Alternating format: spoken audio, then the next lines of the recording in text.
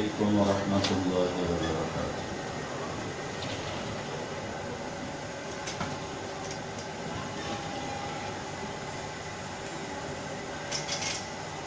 الحمد للہ الذی خلق الموت والحیات لیبلوہم ایہم احسن عملا۔ الحمد للہ الذی لہ ملک السماوات والارض یحیی ویمیت وہو علی کل شیء قدیر۔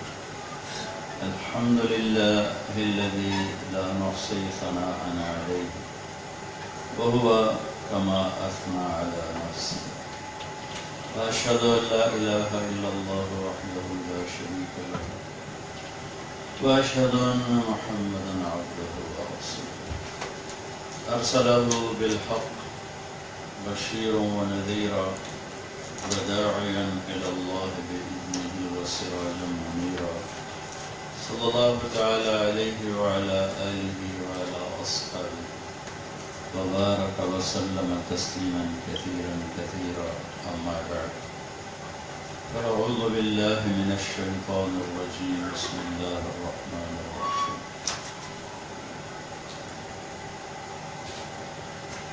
ألف لام ميم، أحسب الناس أن يتركوا أن يقولوا آمنا وهم لا يفتنون، ولقد فتنا الذين من قبلهم فَلَيَعْلَمَنَّ اللَّهُ الَّذِينَ صَدَقُوا وَلَيَعْلَمَنَّ الْكَاذِبِينَ۔ وقال النبي صلى الله تعالى عليه وسلم: لكل أمة فتنة وفتنة أمتي المال، أو كما قال صلى الله تبارك وتعالى عليه وسلم۔ پھر محترم بھائیو بہنوں، اس دنیا میں آنے کے لیے میری ذات کو کوئی دخل نہیں، آپ سب کی ذات کو کوئی دخل نہیں۔ اس علاقے میں پیدا ہونا، اس شکل میں ہونا، ہماری ذات کو کوئی دخل نہیں۔ مرنے میں ہمارا کوئی ارادہ شامل نہیں، یہاں سے جانے میں ہماری ذات کو کوئی دخل نہیں۔ تو کسی نے بھیجا ہے تو کوئی وجہ تو ہوگی جو بھیجا ہے، کیوں بھیجا ہے؟ بناتا بھی ہے، مارتا بھی ہے، اٹھاتا بھی ہے، گراتا بھی ہے، تو کس لیے؟ ما خلقنا السماوات والارض وما بینہما لاعبین۔ اسی سے پوچھیں کہ وہ کیا کہتا ہے، تو وہ اللہ ہے، وہ یہ کہتا ہے کہ یہ سب کچھ میں نے کھیل کود کے لیے نہیں بنایا۔ ما خلقناہما الا بالحق، اس کی بنیاد ایک حقیقت پر، ایک سچائی پر۔ اچھا، ساری دنیا کے دانشور اکٹھے ہو کے یہ نہیں معلوم کر سکے کہ پیدا کرنے والا کون ہے، تو وہ یہ کیسے معلوم کریں گے کہ زندگی کا مقصد کیا ہے؟ پہلے پیدا کرنے والے کو جانیں، وہاں سے پتہ چلے کہ پیدا کیوں کیا ہے، موت کیا ہے۔ اس لیے یہاں ان کا علم اندھا ہے۔ میڈیکل سائنس میں موت کیا چیز ہے، اس کے 200 جواب ہیں، 200، ایک بھی ٹھیک نہیں، سارے غلط۔ اور ایک اللہ نے جواب دیا، یحیی و یمیت، زندہ بھی کرتا ہے، موت بھی دیتا ہے۔ اللہ یتوفی الانفس حین موتہا، موت کیا ہے؟ اللہ تمہاری روح کو کھینچ لیتا ہے۔ ایک جواب، کامل، مکمل، اکمل جواب۔ تو اس اللہ تعالیٰ نے انبیاء کے ذریعے سے، اور ہماری لاٹری کہ ہم جناب رسول اللہ صلی اللہ علیہ وسلم کے امتی بن گئے۔ ہاں، ہماری چوائس تو نہیں، اللہ کا کرم اور فضل اور احسان۔ اور موسیٰ علیہ السلام نے ایک دفعہ اللہ سے پوچھا، میری امت سے بھی کوئی پیاری امت ہے تمہیں؟ یا اللہ، هل من الامم افضل علیک من امت، میری امت سے بہتر کوئی امت ہے؟ ظللت علیہم الغمام وانزلت علیہم المن والسلوى، میری امت کو تو نے جب صحرا میں 40 سال رکھا تو ان پر بادلوں کا سایہ رکھا، پھر ان کو من میٹھا سلوہ نمکین بٹھا کے کھلایا، تو کوئی اور بھی ہے نا جو کوئی چنگے؟ تو اللہ تعالیٰ نے فرمایا اما تدری یا موسیٰ ان فضل امت احمد علی سائر الامم فضلی علی خلق، موسیٰ تمہیں پتہ نہیں کہ میرے محبوب کی امت کو ساری امتوں پر وہ عزت حاصل ہے جو مجھے اپنی مخلوقات پہ حاصل ہے۔ تو موسیٰ علیہ السلام لاڈلے نبی تھے اور اللہ پاک سے ان کا انوکھا ہی تعلق تھا، کہنے گے یا اللہ پھر امت مجھے دے، اجعلہم امتی، امت مجھے دے۔ اللہ نے کہا نہیں، تلک امت احمد، وہ میرے محبوب کی امت ہے، وہ تیری امت نہیں۔ تو اللہ نے ہمارا یہ نظام چلا۔ تھوڑا اور پیچھے سے سنو، آدم علیہ السلام نے اپنے بیٹے شیس، ہمارے نبی پاک صلی اللہ علیہ وسلم اپنی نسل اور نسل میں شیس علیہ السلام سے جا کر آدم علیہ السلام سے جڑتے ہیں۔ 10 بیٹے تھے آدم علیہ السلام کے، 10 بیٹیاں، اس میں جو شیس ہیں وہ نبی بنے۔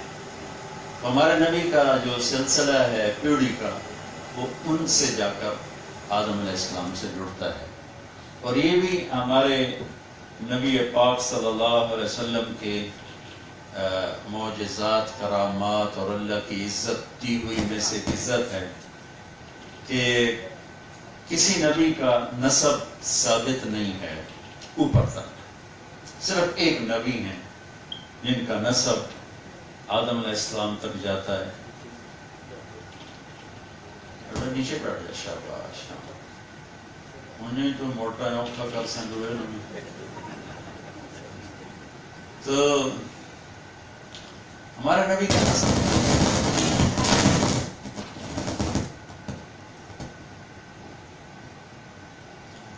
شیس علیہ السلام سے جڑتا ہے آدم علیہ السلام کے ساتھ۔ محمد بن عبداللہ بن عبد المطلب بن ہاشم بن عبد مناف بن قصی بن کلاب بن مرہ بن کعب بن لبی بن غالب بن فہر بن مالک بن نضر بن کنانہ بن خزیمہ بن مدرک بن الیاس بن مضر بن نزار بن معد بن عدنان بن اود بن حمیصہ بن سلامان بن عوس بن غوث بن قموال بن عبی بن عوام بن ناشد بن حزا بن بلداس بن یدلاف بن طابق بن جاحم بن ناحش بن ماخی بن عیفی بن عبقر بن عبید بن الدعاء بن حمدان بن سنبر بن یثربی بن یحزن بن یرحن بن ارعوى بن عیری بن زیشان بن عیسر بن اقناد بن ایہام بن مقصر بن ناحد بن زارع بن سمی بن مزی بن عوض بن عرام بن قیدار بن اسماعیل بن ابراہیم بن آذر بن ناحور بن سرود بن رعو بن فائج بن عابر بن ارفخشاد بن سام بن نوح بن لامک بن متوشار بن ادریس بن یرد بن ملہل ایل بن قینان بن آنوش بن شیس و بن آدم علیہ السلام۔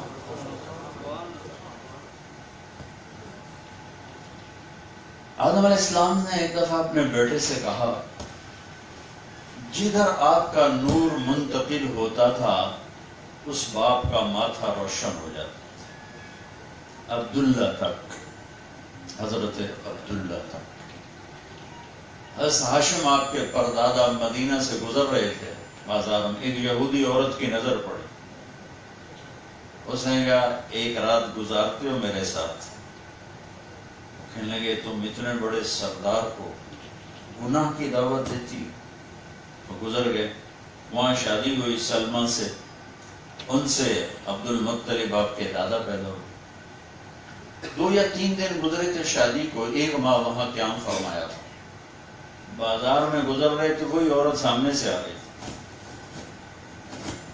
اسے روک کر کہنے لگے تو مجھے گناہ کی دعوت دیتی ہے، شادی کر لے، حلال کام کر. تو اس نے یوں دیکھا اور کہنے لگے مجھے غلط نہ سمجھنا، میں پاک دامن ہوں، عزت دار ہوں. تیرے ماتھے پر آخری نبی کا نور تھا، میرا جی چاہا کہ میں وہ لے لوں، لیکن وہ سلمہ کا نصیب تھا. اور پھر ایک واقعہ آپ کے والد محترم حضرت عبداللہ رضی اللہ تعالیٰ عنہ کے ساتھ پیش آیا کہ ایک اور واقعہ ہے جس میں آپ کی جان بچانے کے لیے 100 اونٹ کی قربانی کی گئی. تو آپ بازار سے گزر رہے تھے، ایک یہودی عورت، چونکہ یہود علماء تھے نا پہلی کتابوں کی، اس کی نظر پڑی تو کہنے لگی عبداللہ تیری جان بچانے کے لیے 100 اونٹ قربان ہوئے تھے، ایک رات میرے ساتھ گزار، 100 اونٹ دوں گی، 100 اونٹ. تو انہوں نے اپنے دادا والی بات فرمائی کہ تم ایک عزت دار کو گناہ کی دعوت دیتے، اور ان کی حضرت آمنہ سے شادی ہوگی. پھر کچھ عرصے بعد وہ بازار میں ملی تو اس سے فرمایا کہ آؤ ہم شادی کر رہے تھے، اور میں تو کئی شادیاں کرنے کا رواج. اس نے پھر اپنی بات کو دہرایا کہ مجھے غلط نہ سمجھنا، میں پاک دامن عزت دار عورت ہوں، تیرے ماتھے پہ آخری نبی کا نور تھا، میرا جی چاہا کہ وہ میرے اندر آ جائے، پر وہ آمنہ کا نصیب تھا، وہ لے گئی. لا حاجت لی فیک، مجھے تیری کوئی حاجت نہیں، کوئی رغبت نہیں. اس طرح یہ روشن ستارے کی طرح پشت در پشت منتقل ہوئے. اور جب آپ کی پیدائش بھی ہوئی تو یوں سمجھو اس زمانے کی لیڈی ڈاکٹر جو ہمارے دائیاں نے، دائیوں سدے آئے تھے، دائیوں آ گئی تھے، دائی جاندی بھائی، وہ دائیاں ہوتی تھیں. تو شفا بنت اسد تھیں آپ کی دائی، عبد الرحمن بن عوف کی والدہ. تو اس کے ہاتھوں سینکڑوں بچے پیدا ہوئے. تو جب ہمارے نبی تشریف لا رہے تھے ماں کے پیٹ سے، تو جب بچہ پیدا ہوتا ہے تو بہت کچھ اس کے ساتھ نکلتا ہے، غلاظت، اور بچہ بھی اس میں مبتلا ہوتا ہے، لتڑ ہوتا ہے. لیکن آپ جیسے جیسے باہر آ رہے تھے کمرہ روشن ہو رہا تھا، نورانی ہو رہا تھا، اور جسم پر کوئی غلاظت نہیں، ایک مچھر کے پر کے برابر صاف ستھرا، اور پیڑ سے بھی کچھ نہیں نکلا، اور ختنہ ماں کے پیڑ سے ہو چکا تھا، باہر نہیں ہو رہا. ناف اور آنت ملی ہوتی ہے، اس کو باہر کاٹا جاتا ہے. آپ ماں کے پیڑ سے اپنی ناف کو الگ کروا کے باہر تشریف لائے، باہر نہیں کاٹا گیا. اور جو ہی آپ کو ہاتھوں میں لیا، پورے کمرے میں روشنی پھیل گئی، نور پھیل گئی، خوشبو پھیل گئی. تو آپ کا آنا بھی ایسا نورانی تھا. اور پھر شفا نے آپ کو ماں کے پہلو میں لٹایا. اب اس بچے کی عمر کیا ہوگی؟ 10 منٹ، 15 منٹ، 20 منٹ، میکسیمم آدھا گھنٹہ.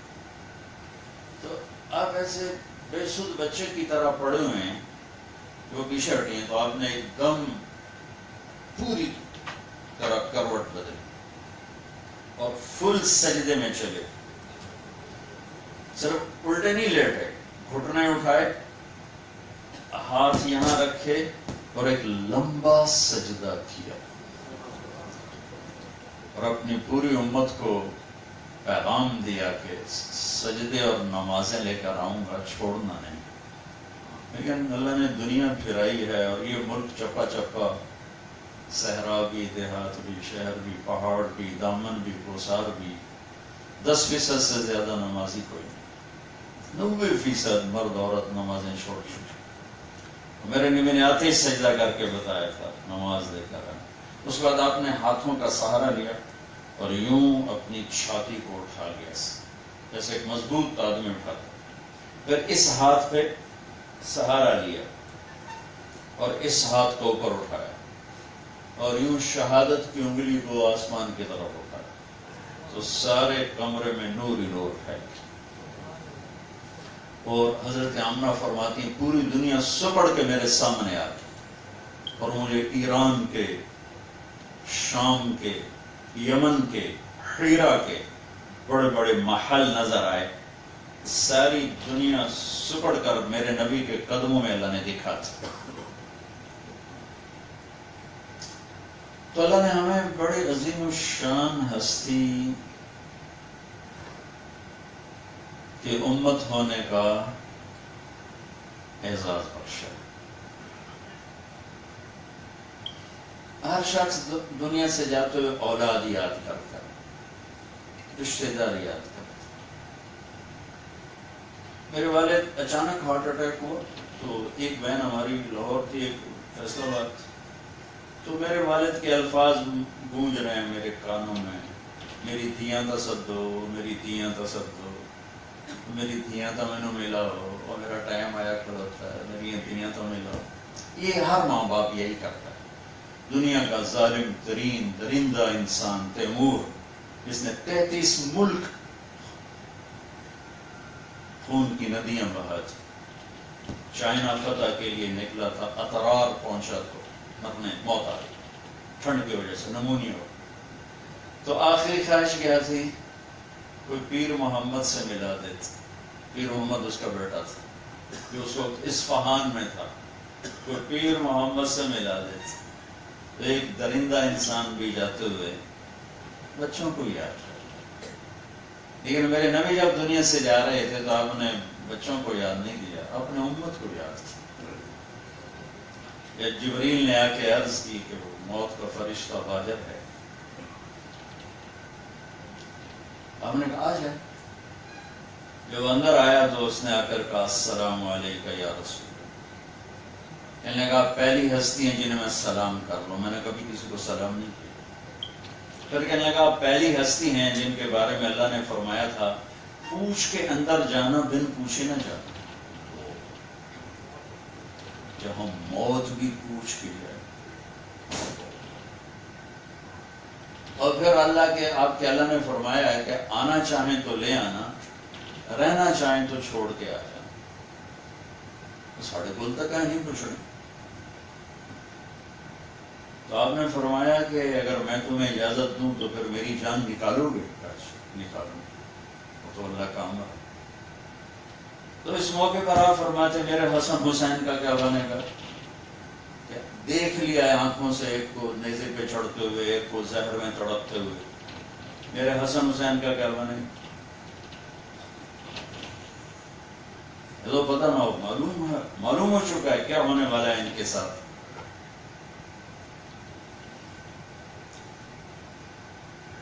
اشراق کے بعد پہلے بیگمات کو بلایا، ملاقات کر کے رخصت ساری پہ. ہم عائشہ کے گھر میں تھے اور عائشہ رضی اللہ عنہا اس طرح تشریف فرما تھی اور آپ ان کے سینے پر یوں سب رکھ کے، یہ آپ کے دراز ہونے کی کیفیت ہے. پھر بیٹی کو بلایا اور رخصت کیا. ہاں بیگمات کو نہیں بتایا میں جا رہا ہوں، بیٹی کے کان میں بتایا جا رہا ہوں.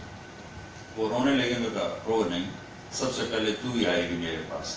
6 ماہ بعد 24 سال کی عمر میں اپنے باپ کے پاس چلی گئی. پھر علی کو بلایا رضی اللہ تعالیٰ عنہ علیہ السلام. تو ان کا سر اپنی گود میں رکھا اور ان پہ سر پر کمر پہ ہاتھ پھیرتے رہے، دعا دیتے رہے. پھر ان کو رخصت کر دی. آخر میں بچوں کو بلایا.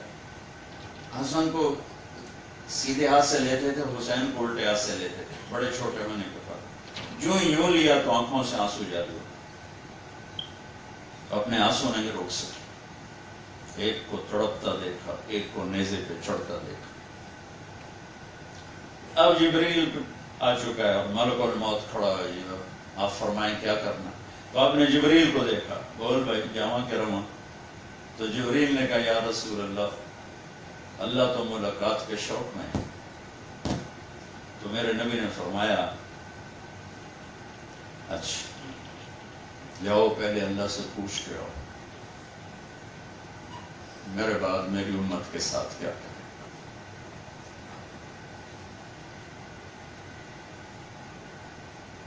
آپ کیا سمجھتے ہیں ہماری اللہ سے کوئی رشتہ داری؟ جو کام یہ امت کر رہی ہے اس کا 100واں حصہ پہلی امتوں نے کیا تو بندر خنزیر بن گئے. ہم نے دنیا کو گندا کر دیا اس کی نافرمانی سے. بیچ میں میرے نبی کا آنسو ہے جنہوں نے اللہ کی قہر کو پیچھے ہٹا دیا کہ کیا کرو گے میری امت کے ساتھ.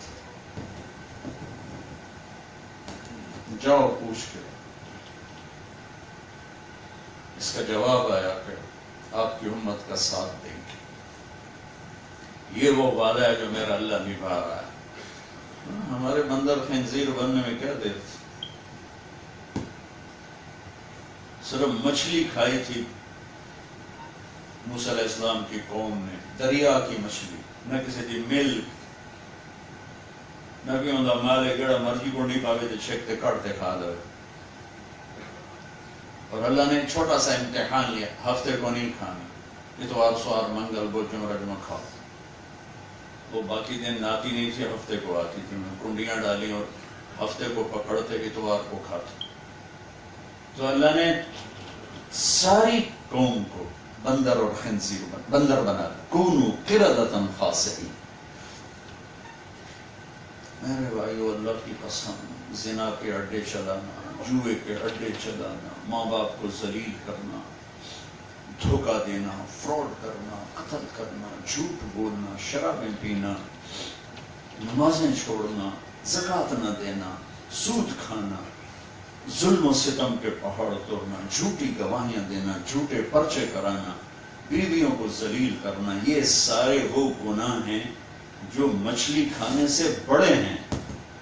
اس کملی والے پہ درود پڑھو جنہوں نے جاتے ہوئے بچوں کے لیے کچھ نہیں مانگا، امت کے لیے مانگا. تو آج ہم انسان بیٹھے ہیں، یہ مستورات ہیں، ہم مر رہے ہیں. بنا دیتا بندر بندریاں، اس کو کیا؟ اس ہستی بیچ میں آسرا ہے. پھر آگے چلو. میرے نبی نے کہا قیامت کے دن جہنم آئے گی تو ایک چیخ مارے گی. اس کی چیخ پر سارے انبیاء کیا، فرشتے کیا، انسان کیا زمین پر گریں گے، کہیں گے نفسی نفسی نفسی نفسی نفسی نفسی، بس میری جان بچا، میں نے کسی دی لوڑ کوئی نہیں. یہاں تک کہ میرے نبی نے فرمایا ابراہیم خلیل جیسی ہستی کہیں گے پر میری جان بچا، میں نہیں کسی کا سوال کرتا. عیسیٰ علیہ السلام جیسے عظیم نبی فرمائیں گے میں ماں مریم کا بھی سوال نہیں کرتا، میری جان بچی. اس وحشت، دہشت، خوف کے عالم میں جب ایک ایک مرد عورت انبیاء سمیت نفسی نفسی پکارے گا، ایک درد بری آواز سنو، یا رب امتی امتی، یا رب امتی امتی. تو ایسے نظریں پھریں گی، یہ کون ہے، یہ کون ہے؟ ہاں، ہر ایک تو نفسی نفسی کہہ رہا ہے، یہ کون ہے؟ ان کا نوحہ ایسا بلند ہوگا کہ چھا گیا، کون؟ نظریں آواز کا پیچھا کرتی ہوئی جب پہنچیں، وہ میرے آپ کے نبی ہوں گے جو کہہ رہے ہوں گے یا رب امتی، یا اللہ میری امت دی خیر کر، میری امت دی خیر کر. کیڑی امت جنہاں ہر وار نبی دے سینے تے ہی کیتا ہے. کوئی جنید بغدادی کے لیے نہیں فرما رہا ہے، شیخ عبد الجیلانی کے لیے نہیں فرما رہا. تو بھائیو بہنوں، اس مالک نے فضل فرمایا کہ اس نے ہمیں جناب رسول اللہ صلی اللہ تعالی علیہ وسلم کی امت میں پیدا فرمایا. پھر ہمارا امتحان ہے، کیوں پیدا کیا؟ لِيَبْلُوَكُمْ أَيُّكُمْ أَحْسَنُ عَمَلًا. ہم یہ دیکھنا چاہتے ہیں کہ تم میں زندگی کو خوبصورت کون بناتا ہے. زندگی کی خوبصورتی اور ہے اور زیور کپڑے کی خوبصورتی اور ہے، اور انسان حسن کی طرف کھینچتا ہے. یہ حال ایسا خوبصورت نہ ہوتا تو شاید یہ کرائے پہ نہ چڑھتا. تو زندگی کا حسن ایک الگ چیپٹر ہے، چیزوں کا حسن ایک اور چیپٹر ہے۔ لباس کیسا ہو، گاڑی کیسی ہو، گھر کیسا ہو، سواری کیسی ہو، یہ الگ چیپٹر ہے، لیکن اس لباس میں، گاڑی میں، گھر میں چلنے والا مرد عورت، اس کی زندگی کیسی ہو، یہ الگ چیپٹر ہے۔ چیزوں کا حسن بتانے کے لیے انسان کے پاس علم موجود ہے، زندگی کو خوبصورت بنانے کا علم صرف میرے نبی کے پاس ہے اور کائنات میں کسی کے پاس نہیں۔ وہاں سے ملے گا کہ زندگی خوبصورت کیسے۔ اچھا بیڈ روم بنانے سے خوشی کا مل جانا ضروری نہیں،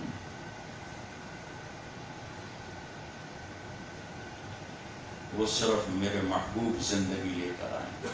یا ابا سفیان جئتکم بکرامت الدنیا والآخرہ، ابو سفیان میرے ہاتھوں میں ہاتھ دے دو، دنیا اور آخرت کی عزتیں تمہاری لے کر آیا۔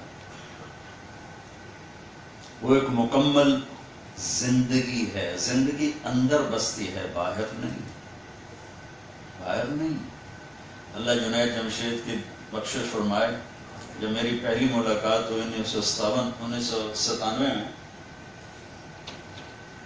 تو اس کا عروج تھا، میوزک میں ایسا عروج کسی نے نہیں دیکھا، نہ پہلے نہ اب۔ تو کوئی میرے پاس اسے لایا ملانے، تو اس نے مجھ سے سوال کیا، ایک پاکستانی نوجوان جس گلیمر کو خوابوں میں دیکھتا ہے، وہ مجھے فزیکلی حاصل ہے، جس عیش کو، جس عیاشی کو وہ خوابوں میں ڈھونڈتا ہے، وہ میرے پاس حقیقت میں حاصل ہے، لیکن یہاں اندھیرا ہے، یہاں اندھیرا ہے، یہ دل خالی ہے، مجھے لگتا ہے میری کوئی منزل نہیں، مجھے لگتا ہے میں وہ کشتی ہوں جس کا کوئی ساحل نہیں۔ یہ اس کے الفاظ، پہلی ملاقات۔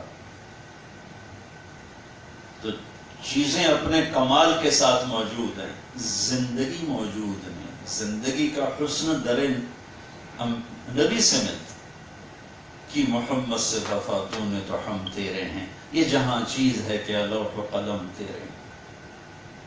پھر جب اللہ نے ایسا ایسا دوستی ہماری پکی ہوتی گئی، 97 سے لے کر 2001 تک ایک لمبی کہانی ہے۔ 2001 میں وہ 4 مہینے کے لیے نکلا، تو مجھے اس کا فون آیا بالا کوٹ سے، اکتوبر، کہ مولانا صاحب میں بالا کوٹ کی ایک ٹوٹی ہوئی مسجد میں ہوں، پھٹی ہوئی چٹائی ہے، اس پر میں لیٹا ہوا ہوں، اور جس سکون کو میں 5 سٹار ہوٹلوں میں ڈھونڈتا تھا وہ مجھے یہاں پھٹی چٹائی میں مل رہا ہے۔ مجھے لگتا ہے میں ہوا میں اڑ جاؤں۔ اللہ اس کی بخشش فرمائے۔ اس کے الفاظ میرے کانوں میں گونج رہے ہیں، میں چاہتا ہوں میں جب مروں تو اللہ مجھ سے راضی۔ میں نے اس کا جنازہ پڑھایا، میں نے زندگی میں ایسا جنازہ نہ دیکھا نہ پڑھا، جیسے اللہ نے اعلان کر دیا ہاں میں اس سے راضی۔ تو بھائی بہنوں، میرے نبی کی زندگی ایک خوبصورت مکمل پیکیج ہے، جس کو اپنا کر جوان، بوڑھا، مرد، عورت، مالدار، فقیر، سب اپنی زندگی کی خوبصورتی کا مزہ لے سکتے ہیں۔ گھر تو کسی کا کچا ہوگا، کسی کا پکا ہوگا، کسی کے پاس سائیکل ہوگا، کسی کے پاس مرسڈیز ہوگی، لیکن زندگی کا حسن نہ سائیکل میں ہے، نہ مرسڈیز میں ہے، نہ ہواؤں میں اڑنے میں ہے، نہ قیمتی لباس میں ہے، وہ میرے محبوب مصطفیٰ صلی اللہ علیہ وسلم کی پاکیزہ زندگی۔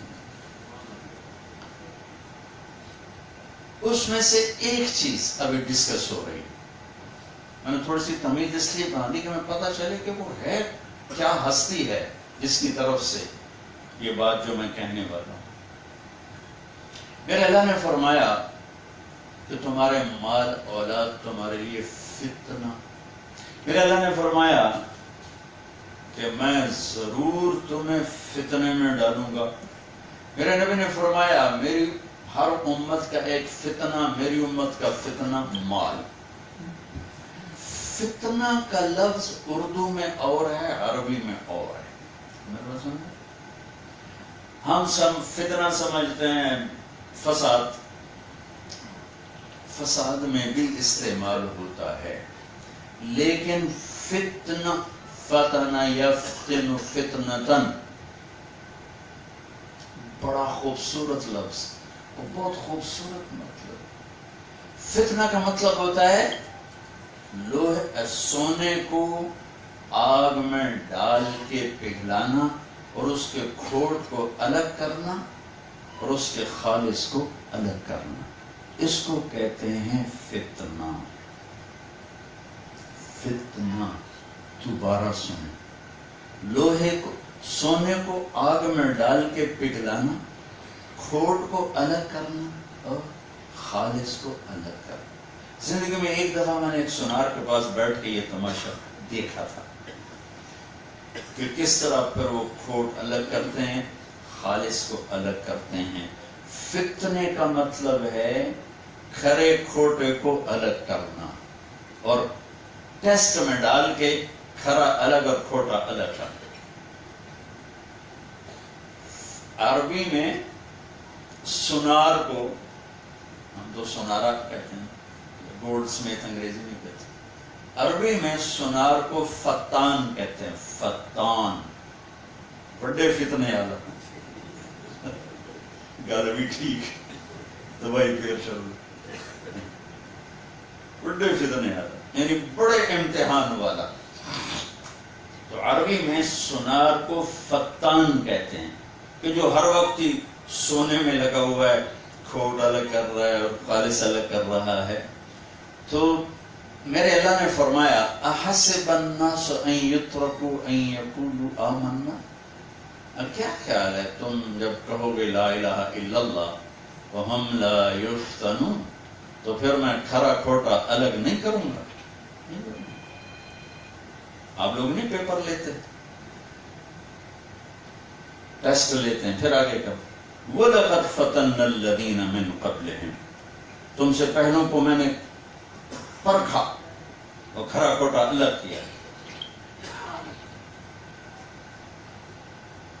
فَلَيَعْلَمَنَّ اللَّهُ الَّذِينَ صَدَقُوا وَلَيَعْلَمَنَّ الْكَاذِبِينَ. کہ اس کا یوں ترجمہ کر دو کہ اللہ ضرور کھول کے رکھے گا کہ یہ کھرا ہے یہ کھوٹا ہے. اب اس مفہوم میں میں وہ حدیث لاتا ہوں لِكُلِّ أُمَّةٍ فِتْنَةٌ وَفِتْنَةُ أُمَّتِيَ الْمَالِ. ہر امت کے لیے ایک اسپیشل سبجیکٹ رہا امتحان کا، میری امت کا پیپر ہوگا مال کا. کیوں؟ پہلے مال تھا ہی نہیں، اور پہلے مال سے نفع اٹھانے کی شکلیں نہیں تھیں. گرمی سے بچنے کا بادشاہ کے پاس بھی سبب کوئی نہیں ہے اور غریب کے پاس بھی کوئی نہیں. اور سفر یہاں سے لاہور جانا ہے تو بادشاہ بھی گھوڑے تے ہی جانا ہے، چک چک کر دیں.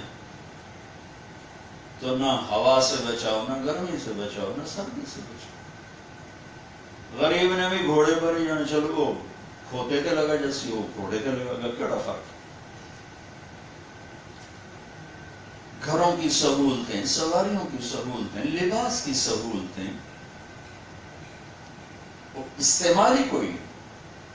لہذا وہ بڑی عیاشی کی، خالص ہیروں کا ہار پہن لیا، موتیوں کے ہار پہن لیے، تاج میں کوہ نور سجا لیا. یہ مال کا استعمال کوئی نہیں تھا، نہ گھر، نہ سواریاں، نہ یہ سہولتیں، نہ یہ آسائشیں.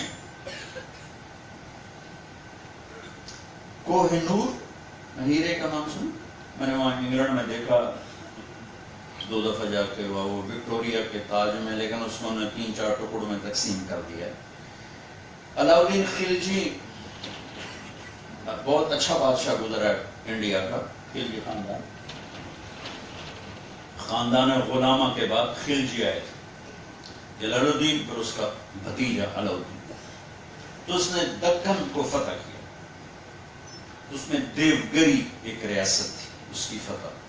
جب خزانے کا دروازہ کھولا تو اس میں یہ ہیرا پڑا تھا، یہ اتنا بڑا تھا کہ اس کو دیکھ کر علاؤدین کے منہ سے نکلا کوہ نور، یہ تو نور کا پہاڑ ہے، وہاں سے اس ہیرے کا نام پڑا کوہ نور۔